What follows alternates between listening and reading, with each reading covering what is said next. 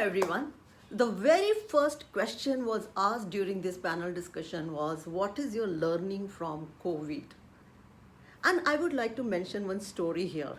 There was one farmer, and the farmer was looking to appoint a caretaker for his farm. The farm was growing, he was doing a good business, and that is why he was hiring a particular person.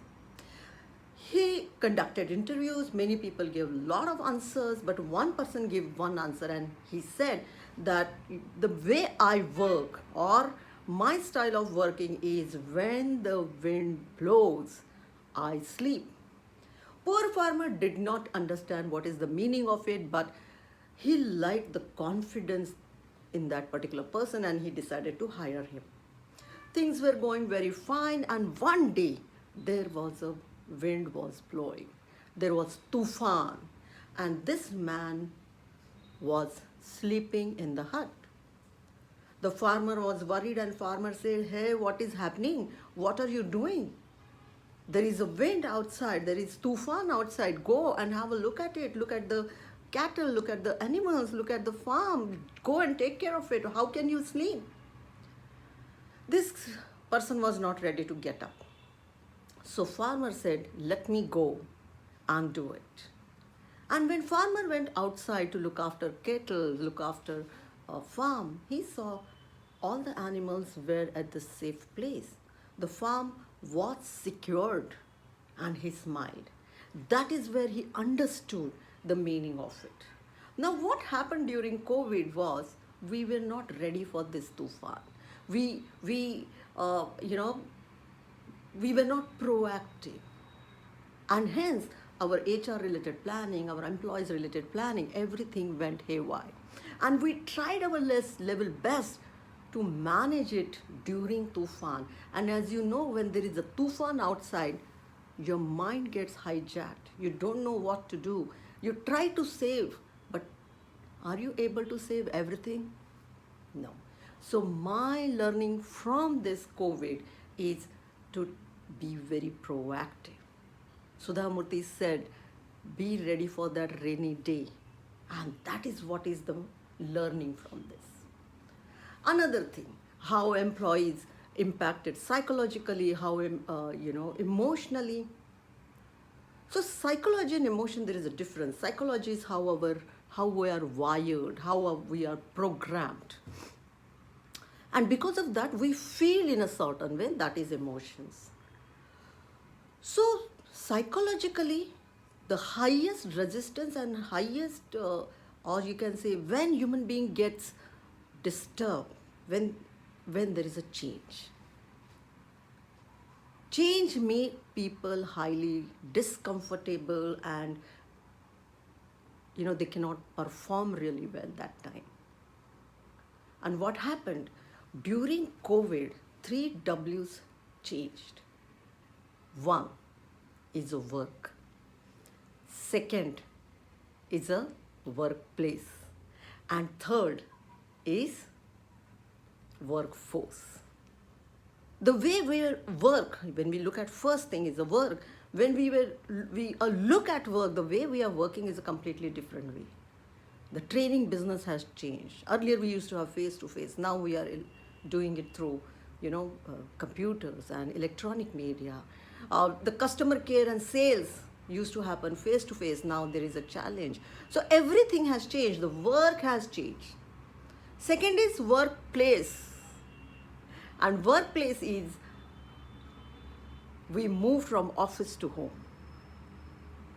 And third is workforce. That means the skills required to work in this way have changed. The workforce dynamics needs to change. The hiring criteria needs to change. So all these 3 things made us fearful, insecure about ourselves. So that was the impact on employees. And the third question was very important during panel was, what were the expectations from the employees? Now, when we talk about expectations, I would like to tell you certain things. For example, Today in the morning it was very cold.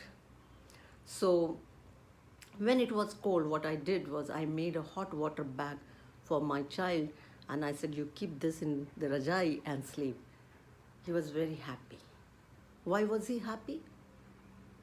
He was getting certain things without even expectations. In the similar way, see, the way we look after our family, we need to look after our employees. When they expect we deliver, it may lose a value. Can we deliver before expectations?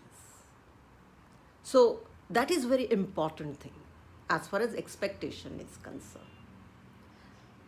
And the fourth question was, how did you look after your people?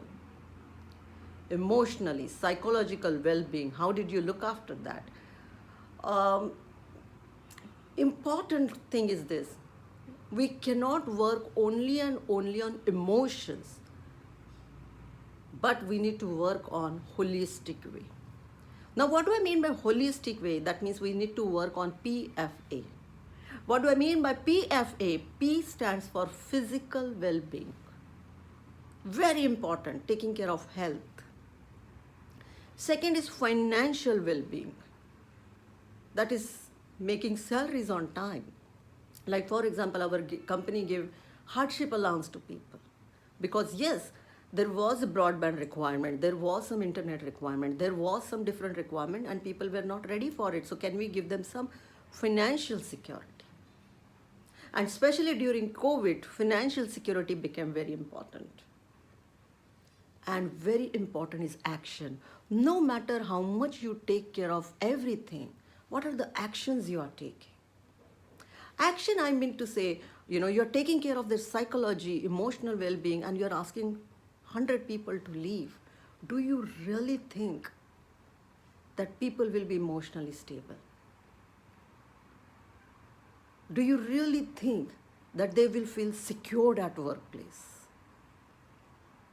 And it is not about, we are not asking you to leave, we are asking someone else to leave, but it will have an impact.